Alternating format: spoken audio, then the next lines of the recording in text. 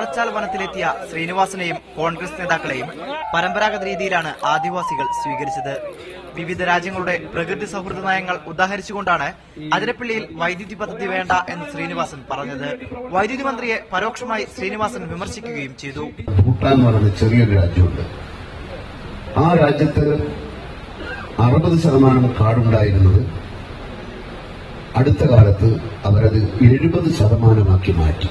ബുദ്ധിയുള്ള ഭരണാധികാരികളുള്ള നാട്ടിൽ അങ്ങനെയാണ്. ബുദ്ധിയില്ലാത്തവർ പറയും വനം കുറെ നശിച്ചുകൊട്ടെ, ഒരു കുഴപ്പമില്ല എന്ന് പറയും. പണം തട്ടാനുള്ള പദ്ധതിയാണിതെന്നും ശ്രീനിവാസൻ പറഞ്ഞു. അപ്പൊ ഈ പദ്ധതികൾ വരുമ്പോൾ എപ്പോഴും ഉള്ള പ്രശ്നം എന്താണെന്ന് വെച്ചാൽ ഇതൊക്കെ നടന്നാൽ മാത്രമേ പണം തട്ടാൻ പറ്റുള്ളൂ.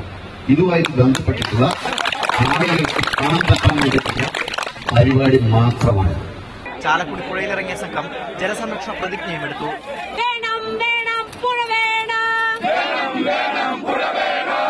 ആദിവാസികൾക്കൊപ്പം ഭക്ഷണം കഴിച്ചാണ് കൂട്ടായ്മ പിരിഞ്ഞത്.